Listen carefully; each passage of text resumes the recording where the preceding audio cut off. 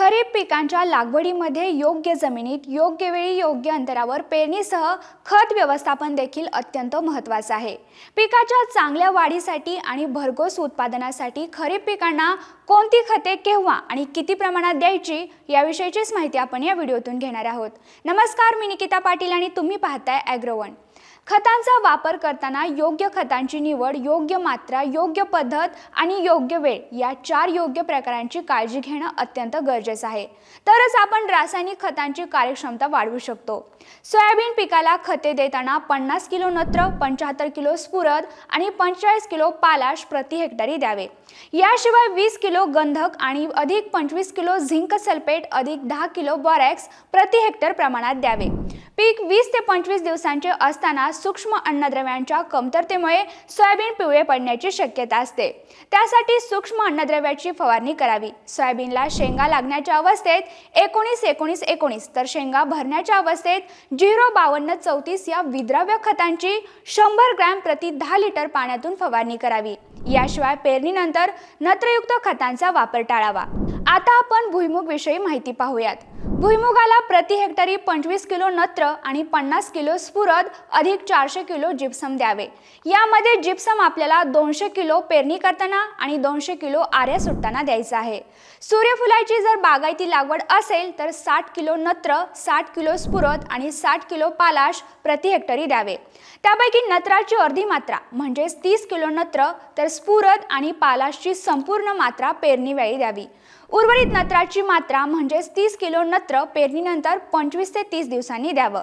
सूर्यफुलामध्ये जर गंधकाची कमतरता असेल तर गंधक हेक्टरी 20 किलो याप्रमाणे शेणखतात मिसळून द्यावे आणि जर सूर्यफुलाची कोरडवाहू लागवड असेल तर 50 किलो नत्र, 25 किलो स्फुरद आणि 25 किलो पालाश प्रति हेक्टरी प्रमाणात द्यावे। खरीप ज्वारीमध्ये प्रति हेक्टरी 100 किलो नत्र, 50 किलो स्फुरद आणि 50 किलो पालाश द्यावे।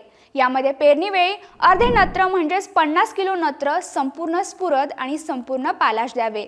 पेरणीनंतर 25 ते 30 दिवसांनी उर्वरित अर्धे नत्र द्यावे। आता आपण तूर पिकाच्या खत व्यवस्थापनाविषयीची माहिती पाहूयात।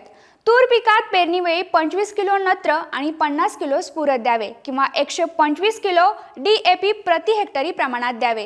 पेरणीवेळी हेक्टरी 30 किलो पालाश म्हणजेच 50 किलो म्युरेट ऑफ पोटॅश दिल्यास पिकामध्ये रोगप्रतिकार क्षमता वाढून उत्पादन वाढण्यास मदत होते। पीक 50% फुलोऱ्यात असताना 19-19-19 या खताची 1 ते 2% प्रमाणात फवारणी करावी।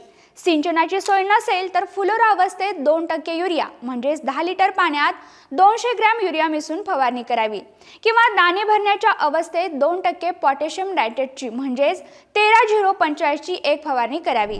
आता कापूस खत व्यवस्थापनाविषयी बोलायचं झालं तर कापूस पिकात संकरित कापूस असेल तर 100-50-50 किलो प्रति हेक्टर खतांची शिफारस करण्यात आली आहे। सुधारित कपाशी निवड केली असेल तर प्रति हेक्टरी 80-40-40 किलो खताची शिफारस आहे। तर बीटी कपाशीसाठी 125-65-65 किलो प्रति हेक्टरी खताची शिफारस करण्यात आली आहे।